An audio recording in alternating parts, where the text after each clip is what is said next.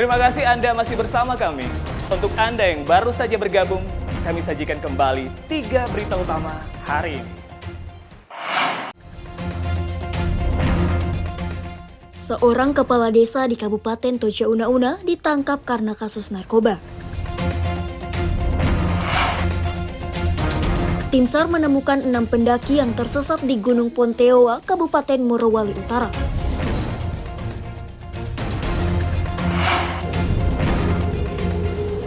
BNN Kota Palu mengungkap puluhan siswa positif mengkonsumsi narkoba.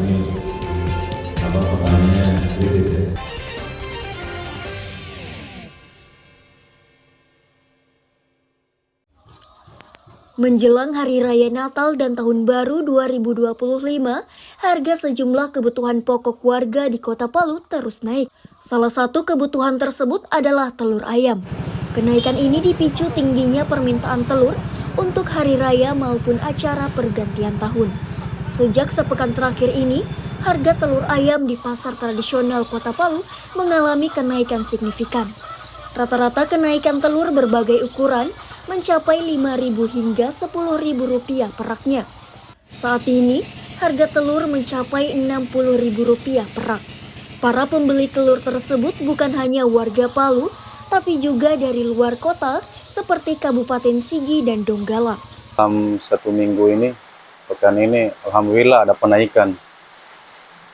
Yang ukuran sedang di harga 50, sedangkan di super di harga 53 sampai 55.000, sedangkan jumbonya harga 60.000. Di sebelumnya di harga yang sedangnya di harga 45 sampai 47, sedangkan supernya di 48 sampai 50, sedangkan jumbonya di harga 55. Alhamdulillah dalam minggu ini permintaan ya lumayan lancar lah di minggu-minggu ini, 2 minggu ini.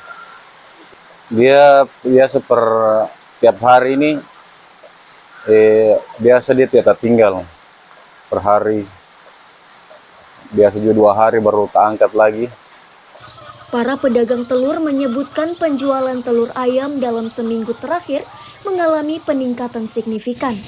Rata-rata setiap hari telur ayam terjual 50 hingga 100 rak. Penjualan ini jauh lebih tinggi dibandingkan sebelum menjelang Hari Natal dan Tahun Baru. Meski harga telur naik, namun permintaan warga di pasar tetap meningkat. Pedagang menjamin ketersediaan telur tetap aman hingga Tahun Baru 2025. Julianus K. melaporkan dari Palu. Menghabiskan waktu liburan dengan menikmati panorama alam sudah menjadi tradisi sebagian besar masyarakat Lembah Palu. Apalagi bila ditemani dengan secangkir kopi hangat, kenikmatan tak ada tara. Suasana inilah menjadi daya tarik tersendiri yang disuguhkan dalam Festival Kopi Sigi 2024. Kegiatan kuliner ini digelar di lokasi wisata para layang, Desa Wayu, Kecamatan Marawola Barat, Kabupaten Sigi. Tak hanya memanjakan lidah pengunjung, tapi sekaligus menikmati indahnya panorama alam Lembah Palu dari ketinggian. Festival dengan tajuk Destinasi Kopi Sigi, Kamai Mangino Kopi Risigi, atau yang berarti Mari Minum Kopi di Sigi ini diselenggarakan pemerintah Kabupaten Sigi bersama Kementerian Desa. Festival ini bertujuan untuk memperkenalkan kopi lokal ke pasaran mancanegara. Festival kopi ini menghadirkan puluhan stand dengan beragam jenis kopi khas Sigi, mulai dari kopi dombu, lindu, kulawi, dan palolo. Lidah para pengunjung bisa menikmati robusta atau arabica, hasil karya barista pelaku usaha kecil dan menengah. Menggairahkan kembali para petani kopi yang ada di Sigi, khususnya di Marawola Barat ya, dan semua petani kopi yang ada di Kabupaten Sigi, menggairahkan kembali dan melihat ruang yang sangat baik ini. Yang kedua, bagaimana memperkenalkan kopi Sigi ke mancanegara, minimal lewat teman-teman penggiat kopi dari Jawa, kemudian dari Sumatera tadi, dan bahkan insya Allah kami setelah ini kalau selesai besok rancangan MOU-nya, karena ini juga sekaligus untuk pasar kopi dari masyarakat kami Sigi, baik Maraola Barat kopi Arabica, kemudian Robusta di wilayah Kulawi Raya dan Palolo. Nah, insya Allah ketika nanti terjadi MOU berarti ini akan ada nilai ekonomi yang baik tentunya. Nilai ekonomi yang baik untuk siapa? Untuk para petani. Nah, karena ini akan kami... Bukan hanya itu, Festival Kopi Sigi juga dimeriahkan dengan kehadiran para komunitas pecinta kopi dari berbagai penjuru daerah. Festival kopi ini diharapkan menjadi langkah awal dalam memperkenalkan potensi besar kopi Sigi ke dunia. Bukan hanya bisa meningkatkan minat pasar lokal, melainkan juga membuka peluang ekspor kopi sebagai salah satu produk unggulan Indonesia. Syahrul Cahya melaporkan dari Sigi.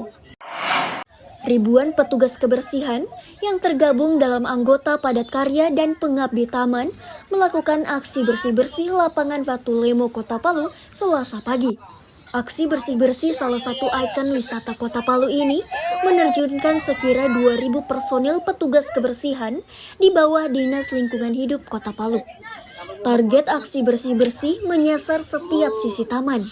Penutupan lapangan Batu Lemo pun dilakukan terhadap para pengunjung demi kelancaran proses bersih-bersih. Para petugas padat karya sudah mulai membersihkan setiap sudut taman sejak pukul 6 hingga 9 pagi. Tujuan dari aksi bersih-bersih ini sebagai pemeliharaan taman agar lebih bersih dan nyaman saat dikunjungi warga. Aksi bersih ini juga perdana dilakukan sejak lapangan Batu Lemo mulai terbuka untuk umum pada Oktober 2024 lalu. Personil kita, khusus teman-teman padat karya, camat, lurah, dan juga teman-teman dari pengabdi taman untuk membuat lapangan Batu Lemo ini bisa lebih baik lagi, sehingga pengunjung yang datang, masyarakat yang menikmati lapangan Batu Lemo bisa lebih nyaman, ya, lebih baik menikmati lapangan Batu Lemo yang harapannya ini terus tetap terjaga kebersihan dan kenyamanan. Karena dengan kondisi Batu Lemo yang bersih, yang rapi, yang tertib hari ini. Aksi ini juga menjadi kampanye kepada masyarakat pengunjung untuk bersama-sama menjaga kebersihan Taman Lapangan Batu Lemo sebagai ikon destinasi wisata masyarakat Kota Palu. Selain kebersihan, masyarakat juga diajak untuk turut menjaga fasilitas yang tersedia. Dalam upaya mendukung kebersihan lingkungan, pemerintah Kota Palu juga mendapat bantuan 30 tong sampah dari program CSR salah satu perusahaan swasta nasional. 30 tong sampah itu nantinya akan ditempatkan di beberapa lokasi publik seperti taman-taman. Sebagiannya juga akan ditempatkan di lapangan Batu Lemo. 30 tong sampah yang akan kami distribusikan di beberapa titik membantu pemerintah Kota Palu untuk mewujudkan Kota Palu yang bersih, indah dan asri. Tentunya kami juga berharap pihak-pihak lain, ya, pihak-pihak perusahaan lain, partisipasi masyarakat juga terus akan meningkat dalam mendukung pemerintah Kota Palu untuk menjalankan program kebersihan di Kota Palu. Dan kami berharap bukan hanya program kebersihan, tapi juga program-program di bidang pendidikan, program-program di bidang kesehatan, dan program lainnya akan mendapatkan dukungan dan partisipasi dari pihak-pihak pelaku usaha maupun masyarakat. Pada 2023 lalu, Kota Palu berhasil meraih Piala Kota Adipura dari Kementerian Lingkungan Hidup dan Kehutanan. Upaya untuk terus menjaga dan mempertahankan terus dilakukan. Salah satunya melalui sosialisasi kepada masyarakat tentang pentingnya menjaga kebersihan lingkungan. Syahrul Cahya melaporkan dari Palu.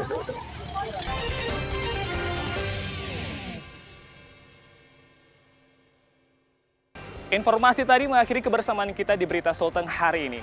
Mewakili rekan kerja yang bertugas, saya Aling Talamoa mengucapkan terima kasih atas kebersamaan Anda. Selamat beraktivitas, sampai jumpa, Songgom Puasi, Tabe.